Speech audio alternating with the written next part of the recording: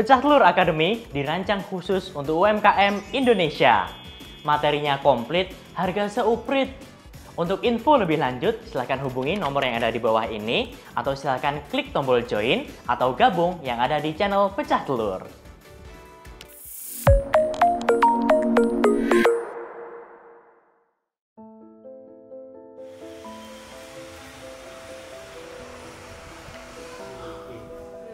Bekerja di Papua itu kan juga ikut perusahaan Inggris, itu juga perusahaan asing. Secara segi gaji pun juga ya lumayan, juga sampai sekitar 50 ke atas juga pernah, lebih dari cukup. Setelah saya diangkat sebagai karyawan permanen, dalam hati itu ada rasa pemikiran, aku di perusahaan ini ya kurang sreg, sholat istiqoroh. Kemudian saya juga minta dukungan dari orang tua. Saya tidak minta izin dari istri kalau mau resign, saya baru bilang surat resign itu sudah ada. Kerjaan itu lebih baik dia kerjain sendiri daripada harus menyuruh orang lain gitu kan. Orang ketemu customer aja dia masih malu, disuruh ngirim barang ketemu sama ekspedisi aja nggak mau. Terus kan ya terus gimana gitu loh saya. Mesin-mesin itu kalau di pabrikan sih harganya sekitar setara dengan satu mobil, itu harganya 150 atau berapa itu. Ya karena kita kan waktu itu nggak ada modal, nggak ada biaya, jadi ya beli-beli dinamo bekas, kemudian nanti rangka-rangkanya nanti beli di toko-toko bangunan, kemudian dirakitkan sendiri. Jadi sekitar 10 sampai 15 juta. Kualitasnya sudah setara dengan pabrikan. Omset sekarang per bulan masih jadi sekitar 400 sampai 500. Intan Surullah Hayan Surkum itu loh Pak. Jadi kalau kita menolong agama Allah, kita juga dikembalikan, pasti kita ditolong oleh Allah.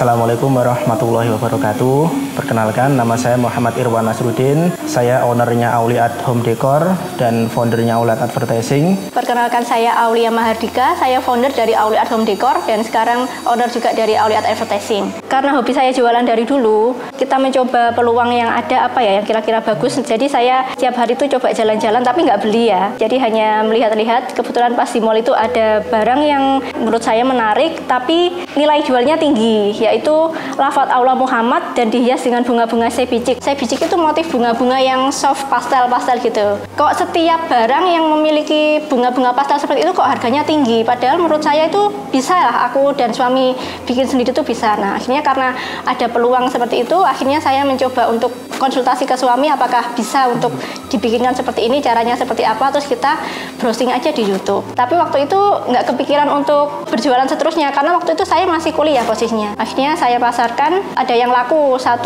2 gitu, laku ya alhamdulillah lah. Untungnya ya 100.000, 50.000 bisa buat beli popok, itu sudah senang banget bagi saya itu. Selain untuk kebutuhan karena hobi sih, karena hobi saya dari kecil kan suka barang-barang unik gitu dan hobi jualan juga. Akhirnya bikin sendiri produksi home decor, produksi kan berarti kan sesuai dengan desain saya, yang desain saya, terus kemudian yang olah juga saya. Nah, kemudian akhirnya saya pasarkan itu di media sosial dan kemudian di Shopee, pecah telurnya di Shopee waktu itu.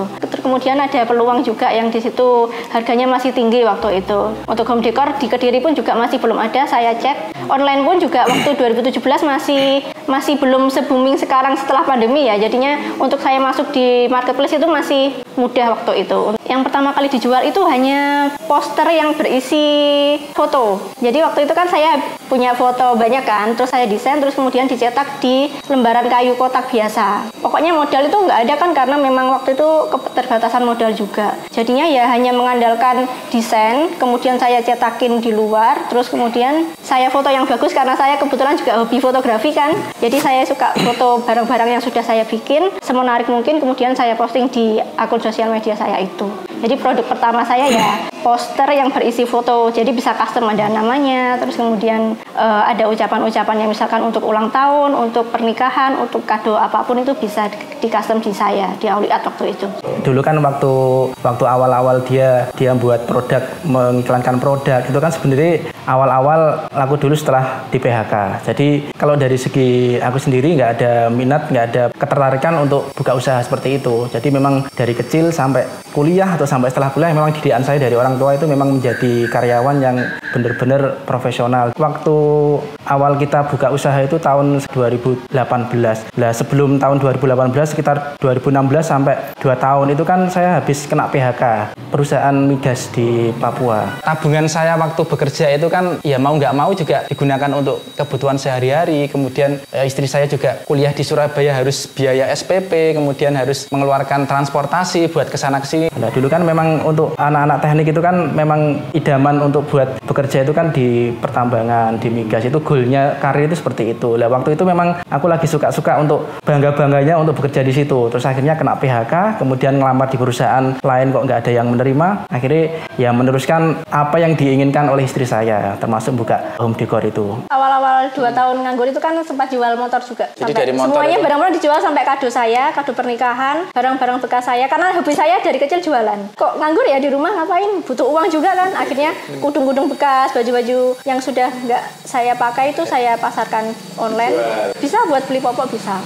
Terus akhirnya habis itu ya udah kita ada sisa uang 2 juta nggak sampai 2 juta modal awal. Jadi kalau peran saya di sini ya bisa dibilang couplepreneur sih. Jadi istri saya kan memang keahliannya itu di bidang pemasaran, konsep-konsep, merancang produk. Nantinya produk ini nanti dipasarkan ini laku enggak, itu istri saya memang jago. Tapi untuk bidang-bidang teknologi, karena basic saya kan teknik mesin. Jadi mungkin untuk proses pemotongan kayu, kemudian ini nanti medianya nanti dicetak seperti apa, mesin yang digunakan itu seperti apa. Lah itu yang lebih berpengalaman saya. Iya, jadi waktu itu ketika saya memasarkan itu di marketplace kan, di Shopee itu, akhirnya saya di situ dikenal oleh beberapa reseller dari luar Jawa. Nah, mereka itu pesannya banyak gitu kan. Oh, ternyata desain yang aku buat ini juga banyak gitu peminatnya. Walaupun nggak di Kediri, tapi di luar Jawa ternyata sudah mulai bermunculan gitu kan. Terus akhirnya waktu itu kan sebenarnya ya saya masih ada cita-cita untuk jadi apoteker ya. Sekalian nunggu kuliah, terus kemudian ya saya harus merekrut 1 karyawan. Mulai 1 karyawan itu akhirnya punya tanggung jawab yang lebih.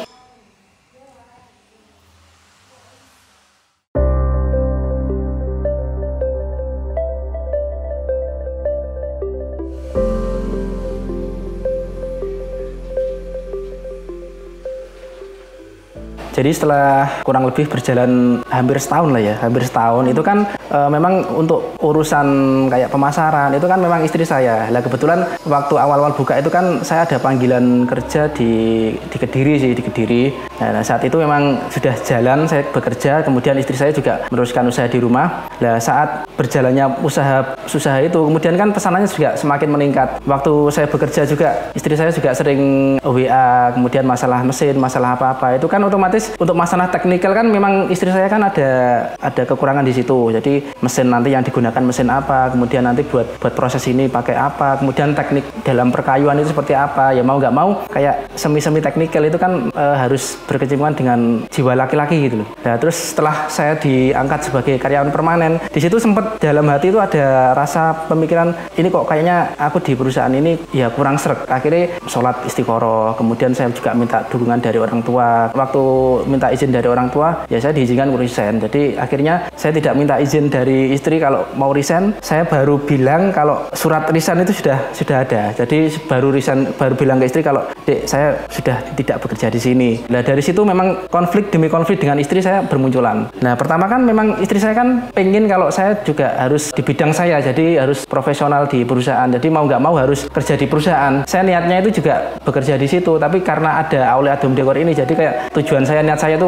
berpaling gitu loh, pengen bantu istri di rumah, kemudian pengen ngembangin usaha, karena kan saya juga punya kemampuan buat bikin mesin, kemudian bikin alat-alat supaya menunjang teknologi seperti itu. Nah di situ karena memang istri saya tidak berkenan saya untuk resign, akhirnya dari situ kayak saya kan pengen bantu marketing, kemudian pengen bantu memasarkan, jalan. Dari situ akhirnya tiap hari ada kayak tidak kecocokan masalah pendapat. Jadi pendapatku seperti ini, ternyata istri saya seperti ini. Jadi selama saya gabung di Auliat itu kayak nggak begitu harmonis gitu loh. Ya mau nggak mau istri saya sempat resign dari Auliat. Jadi bener-bener aku ditinggal di situ dengan aku yang nggak punya kemampuan untuk memasarkan, kemudian untuk bertemu dengan orang itu juga nggak punya. Terus akhirnya mau nggak mau juga ya wis ditinggal di situ sendirian gitu.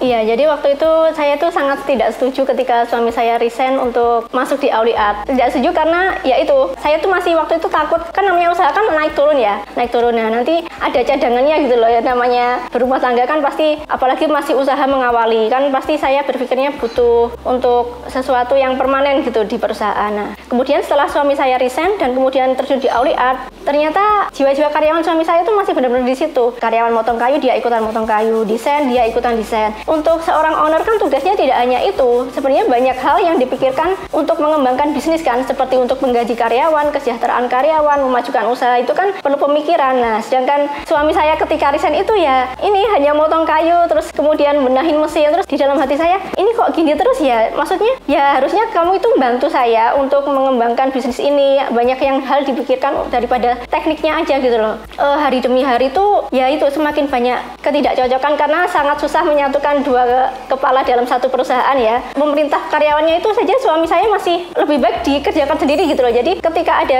kerjaan itu lebih baik dia kerjain sendiri daripada harus menyuruh orang lain gitu kan. Menurut suami saya, berdagang itu adalah pekerjaan yang memalukan.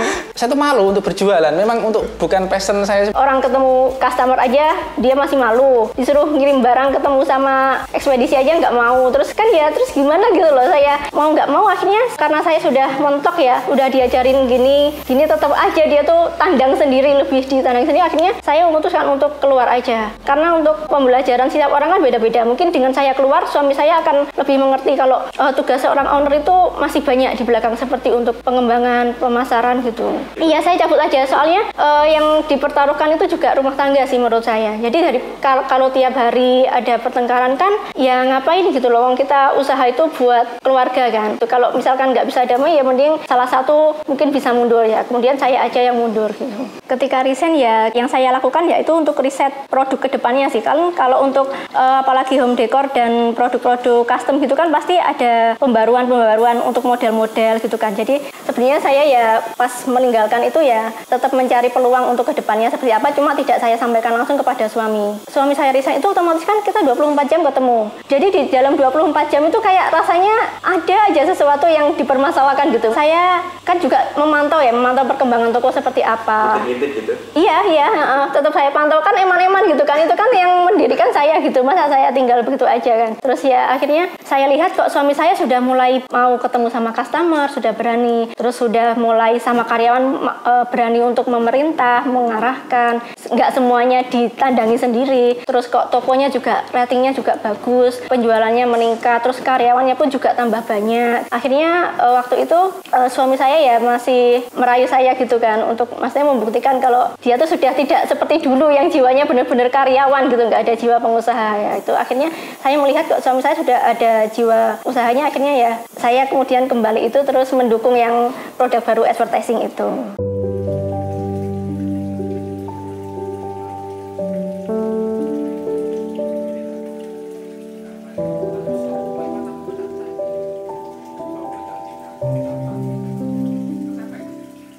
Waktu itu istri saya kan usaha kok ya kayu, kemudian dipotong. Dari situ kan saya juga langsung ada terbenak di pikiran kalau ini harus ada teknologi yang harus gabung di sini. Lah teknologi saat itu kan mungkin untuk permesinan itu kan istri saya nggak nyambung kalau dijak bahas masalah seperti itu. Lah nyambungnya kan mungkin masalah orientasi orang, kemudian masalah pengembangan, masalah non teknis lah. Ibaratnya kalau saya kan teknis. Dari situ memang saya yakin kalau Auliat ini bakalan bisa berkembang kalau ditambahi dengan bumbu-bumbu teknologi. Karena basicnya juga teknik mesin, akhirnya belajar bikin mesin-mesin sendiri, kemudian sampai berjalan namanya mesin CNC, mesin robotik itu. Akhirnya saya menunjukkan bahwa aku bisa mengembangkan bisnis ini dengan bantuan teknologi. Jadi meyakinkan kalau aku tetap ada potensi buat gabung di Auliat, supaya istri saya kan bisa menerima saya kembali, bisa menerima untuk gabung kembali, masuk lagi gitu. Jadi intinya dari situ saya berfokus bahwa intinya aku bisa. Yang mungkin memang kelemahan saya kan ketemu orang malu, kemudian untuk masalah non teknis itu memang masih belajar. Jadi pengen saya itu itu ayolah kita belajar. Aku ajarono masalah seperti itu. Jadi biar kita sama-sama berkolaborasi. Nanti bagian istri nanti buat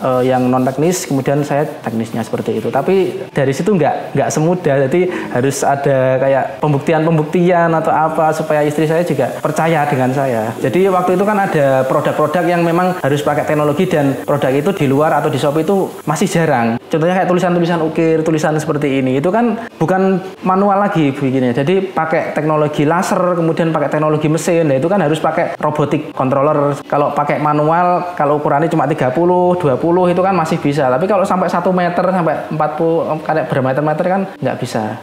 Mesin-mesin itu kalau di pabrikan sih harganya sekitar setara dengan satu mobil itu. Harganya 150 atau berapa itu. Ya karena kita kan waktu itu nggak ada modal, nggak ada biaya. Jadi ya beli dinamo bekas, kemudian nanti rangka-rangkanya nanti beli rangka di Galvalum di toko-toko bangunan, kemudian dirakitkan sendiri. Ya alhamdulillah meskipun prosesnya itu 1 tahun buat mesin itu, jadi nggak jalan sampai 1 tahun, tapi ya alhamdulillah sudah bisa jalan, kemudian sampai sekarang beroperasi dan bisa nambah mesin CNC lagi dan nambah mesin CO2. Jadi ya alhamdulillah bisa nambah produk juga sih.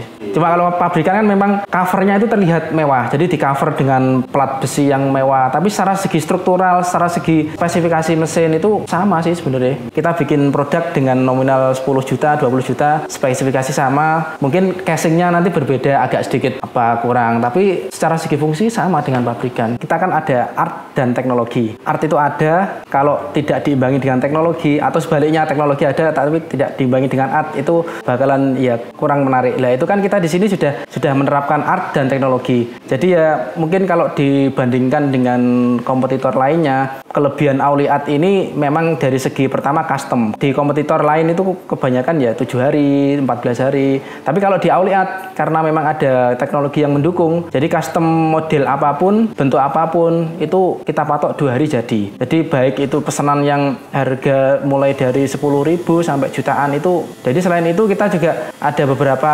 kelebihan kayak free custom, free design atau free konsultasi, kemudian free custom harga pun juga bisa. Ada budget sekian nanti kita bisa menyesuaikan, karena kan segi material kan juga banyak. Material itu nggak harus material model ini, tapi kan ada kualitas A, B, C. Jadi kita menyesuaikan budget yang ada di customer juga. Kalau yang sering sekarang advertising. Jadi kita fokus untuk segi pemasaran buat instansi, kemudian atau brand-brand yang toko online. Seperti itu kan otomatis membutuhkan media kayak buat live, nanti media buat brandingnya atau buat identitas usahanya, itu kan butuh advertising. Nah dari situ kita juga sempat memadukan antara home decor dan advertising. Nyatanya juga kita dari segi advertising pun juga bisa mematok dengan model custom yang 2 hari jadi. Di luar itu kebanyakan kalau pesen reklame neon box itu ya sampai 7 hari, 14 hari. Kelebihan kita selain bisa custom tadi juga harganya itu, maksudnya kalau dibanding yang lain itu kita tetap maksudnya nggak yang tinggi-tinggi banget gitu. Kompetitif lah ya. Iya, kompetitif. Jadi masih lebih terjangkau daripada kompetitor yang lain.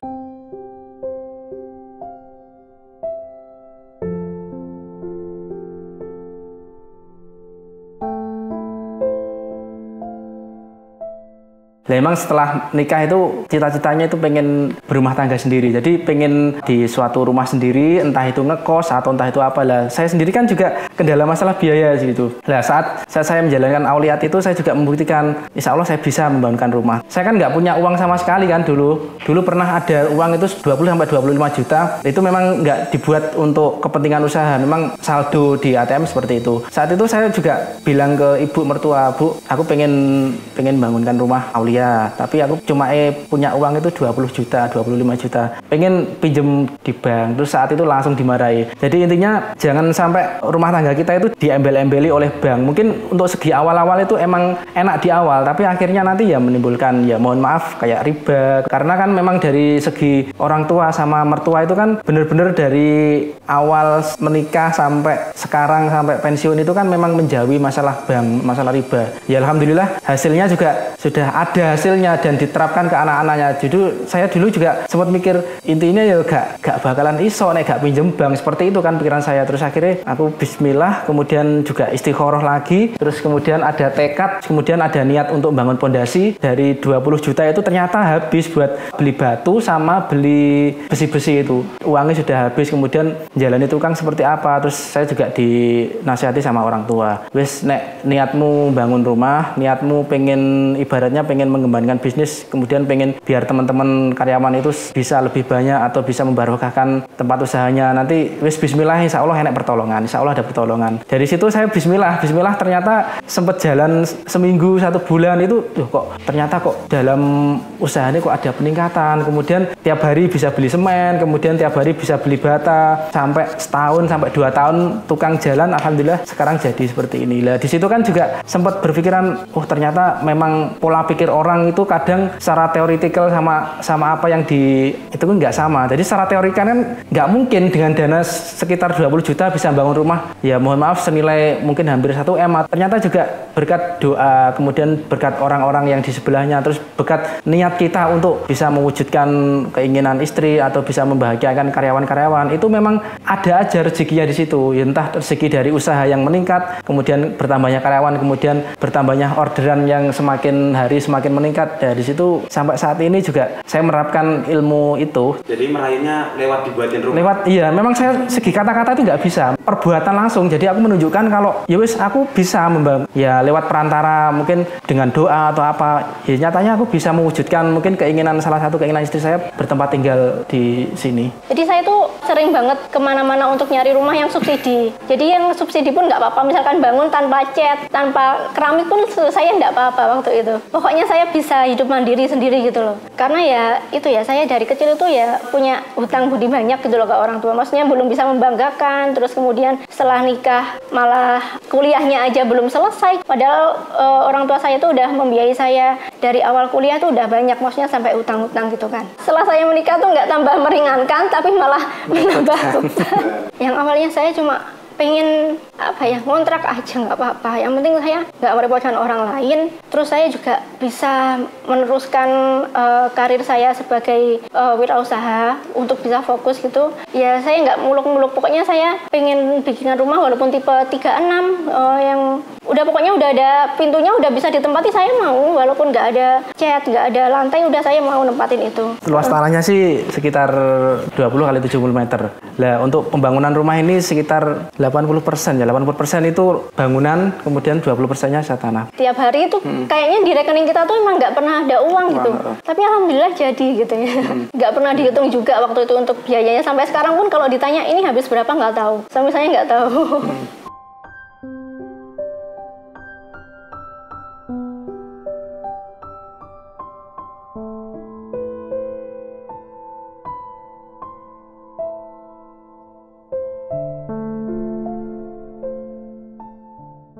Penjualannya kalau waktu home decor waktu 2017 akhir sampai 2018 itu kita ramenya di Shopee waktu itu, karena waktu tahun-tahun segitu kan pesaingnya masih belum banyak ya. Jadi ketika saya masuk itu paling pesaingnya cuma hanya beberapa, nggak sampai berpuluhan. Jadi kita dapatnya banyak di situ, menang awal, menang start di situ. Terus kemudian setelah pandemi itu udah mulai semua orang kan mulai masuk ke online semua, jadinya pesaingnya semakin banyak. Akhirnya kita udah coba bikin produk yang lain lah, yang maksudnya yang cari ya, apalagi sih yang mungkin orang lain masih kesulitan gitu. Kita coba produk-produk lain seperti tulisan ukir, terus kemudian neon box itu di situ kita coba pasarkan di Facebook. Nah di Facebook itu kita mulai dapat customer yang offline. Jadi dari sekitar Kediri udah mulai kenal kita. Nah gitu. Jadi sekarang selain online juga coba di offline, alhamdulillah juga peminatnya masih banyak karena harganya juga masih lebih terjangkau daripada yang di toko-toko lain gitu. Dan pengerjaannya lebih cepat. Shopee, Facebook, kalau offline-nya kita dapatnya dari Facebook itu.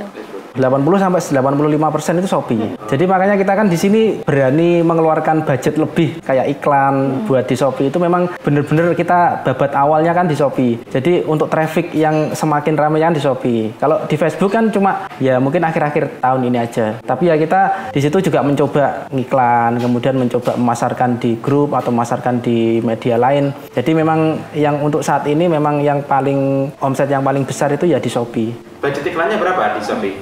Di Di Shopee minimal 500.000 per hari sekarang. Itu pun kita lihat traffic juga sih, kalau pas kondisi trafficnya dari chat yang masuk itu banyak, berarti kita bisa mengurangi budget iklan. Kemudian kalau memang trafficnya di chatting itu sedikit, ya bisa sampai 1 juta juga pernah, juga 1 juta lebih itu per hari. Ya per hari. Kalau saya kan pantaunya pertama dari iklan itu kan ada bisa dipantau. Nah kedua banyaknya chatting yang masuk, banyaknya yang menanyakan produk atau apa itu kan bisa dilihat dari situ juga. Omset sekarang per bulan masih sekitar 400 sampai 500. Kalau beberapa bulan yang lalu kan 300. Ya tetap alhamdulillah ada kenaikan. Kalau pas lagi ada event itu bisa sampai 500. Tapi marginnya tebel kan ya? Tebel. Contohnya produk-produk yang neon flag bahan dan anunya itu cuma 150. Tapi kita jual bisa sampai 800, 850. Nah, tapi keahlian itu yang kita yang mahal keahliannya. Kita untuk proses pembuatannya itu yang mahal. Kalau segi biaya bahan atau apa itu murah, yang mahal ilmu sama teknologi. Ilmu dan jasa. Karena kita juga menghargai jerih payah karyawan sih. Kita nggak mau membayar orang terlalu murah juga. Betul. Jadinya jerih payah karyawan kita kan juga harus dihargai gitu.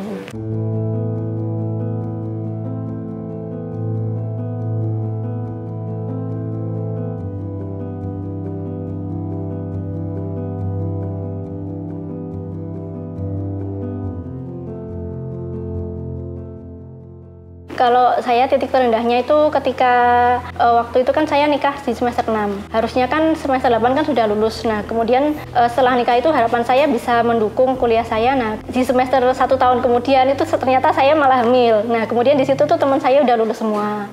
Akhirnya saya tuh merasa tertinggal gitu loh, terus kemudian apalagi suami saya setelah babynya lahir terus kemudian di PHK itu nggak kerja 2 tahun, udah memutuskan nikah cepat tapi malah memberatkan orang tua, terus kemudian suami juga di PHK, terus apalagi kan anak juga masih butuh dana juga. Nah, di situ saya merasa kayak udah sangat mengecewakan orang tua gitu. Ya kalau titik terendah saya sih ketika di PHK itu sih. Jadi kalau memang secara segi cita-cita, kebanyakan orang teknik yang kuliah itu kan goalnya itu kan di bidang perminyakan, di gas itu kan memang cita-cita anak-anak teknik dari di Surabaya dulu kan memang seperti itu. Apalagi bisa bekerja di luar negeri, di Dubai, di Abu Dhabi itu luar biasa. Dan saat itu saya juga sempat bekerja di Papua itu kan juga ikut perusahaan Inggris itu, juga perusahaan asing. Nah itu memang goal saya untuk berkarir itu memang di situ. Secara segi gaji pun juga ya lumayan juga, sampai sekitar 50 ke atas juga pernah, gaji sampai 55 juta. Itu kalau kita hidup di Kediri itu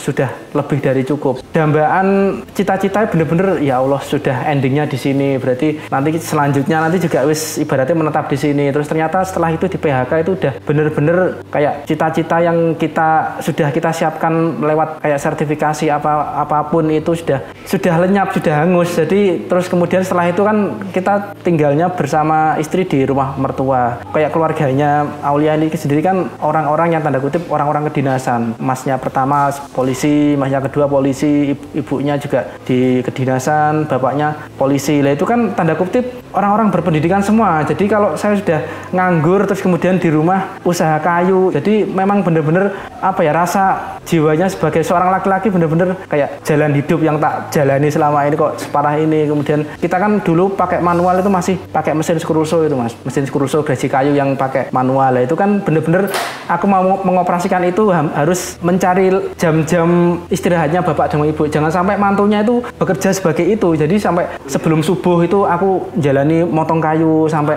malu banget Mas aku. Selama di situ juga tiap hari yang membiayai anak, kemudian belikan ini itu kan otomatis juga ngikut orang tua, ngikut mertua. Jadi di situ secara segi harga diri pun juga ya kayak gimana gitu. Jadi meskipun orang tua juga menginginkan sedang balik ke orang tua ibaratnya gak jadi tanggungannya moro tua. Lah itu memang bener-bener ya dinamakan titik terendah saya seperti itu. Sangat bersyukur Mas sekarang.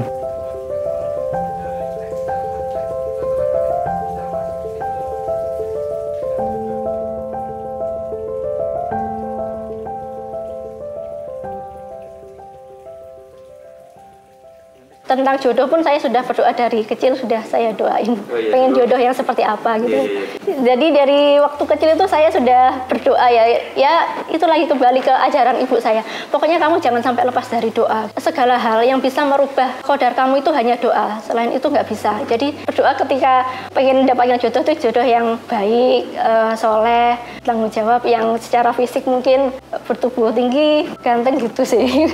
Kulitnya putih gitu sih. Sejak kecil saya berdoa seperti itu. Terus ketika ketemu suami saya di semester 6 itu ya daripada saya pacaran lebih baik saya memilih untuk menikah aja sih. Karena mengingat kuliah saya juga kayaknya masih lama deh, orang IPK saya aja 1, gitu loh. Masih apa gitu yang misalkan aku menunda-nunda nikah, siapa gitu yang mau sama saya, pasti dianggap tidak pintar kan. Kalau kuliah molor gitu. Selain biar saya laku gitu kan ya, terus menikahkan juga niatnya baik untuk biar tidak terjadi pelanggaran atau pacaran gitu sih. Jadi ketika suami saya itu di PHK, yang waktunya karirnya bagus, sudah saya bangga gitu, terus ketika di PHK 2 tahun nggak kerja itu ya saya kembali lagi. Kadang tuh saya kayak punya rasa menyesal gitu loh, kayak pilihan saya salah gitu loh. Saya udah nikah di semester 6, udah belum waktunya nikah tapi sudah ngeyel nikah, terus kemudian suami saya di PHK juga, itu kayak waduh ini kayaknya kesalahan saya. Tapi saya kembalikan lagi ke ilmu agama saya itu. Jadi tujuan saya menikah itu apa sih? Tujuan saya menikah itu kan karena untuk beribadah. Insya Allah nanti bakalan pasti ditolong Allah lah. Pasti cobaan yang selama 2 tahun ini mungkin hanya pemicu Allah untuk biar saya lebih dekat dengan Allah. Doa saya biar lebih tinggi lagi, biar lebih banyak lagi, agar hasilnya di belakang itu lebih keren lagi gitu sih. Ya intinya kita jangan sampai melupakan Allah juga sih. Intan surullah hayan surkum itu loh kan. Jadi kalau kita menolong agama Allah, kita juga dikembalikan, pasti kita ditolong oleh Allah. Jadi kalau misal kita dalam urusan dunia ini pengen maksimal, ya kita dekati dengan Allah dengan maksimal, ibaratnya seperti itu. Saya sama istri itu ya meskipun kondisi keuangan itu nggak begitu banyak, tapi dengan kita sedekah, entah sedekah ke orang tua, entah memberikan ke orang lain, itu pasti ada jalan rezeki yang memang Allah berikan ke kita. Entah itu dalam bentuk kita diberikan kesehatan, diberikan ganti dalam bentuk uang atau ganti dalam bentuk usaha dengan lancar, itu pasti lambat laun itu dampaknya itu terasa. Jadi kalau sekarang itu kita jualan itu kok sepi, kan ada masanya di mana kadang kok pasarnya sepi. Itu senjata kita sedekah. Dengan kita sedekah ke teman-teman atau ke karyawan atau seperti apa, insya Allah tetap teman-teman itu membawa rezekinya masing-masing. Jadi dengan kita melancarkan mereka, ya sama-sama melancarkan, insya Allah masalah rezeki itu ada jalannya itu. Terus kemudian kedua, jangan lupa doa. Kalau doanya Aulia ini kan secara spesifik, tapi kalau doa saya general. Jadi kita berdoa mudah-mudahan diberikan untuk dunia ini barokah. Barokah itu kan ibaratnya dipilihkan dengan jalan apapun itu ya terserah Allah, yang memilihkan Allah. Jadi tidak perlu untuk spesifik. Jadi untuk memilihkan Allah dengan karir seperti ini ya kita telateni, kita bantu doa, insya Allah itu yang barokah. Jadi kalau saya memang dari dulu doanya itu ya secara general. Jadi kalau memang dipilihkan jodoh, ya jodoh yang solehah, yang terbaik dan barokah.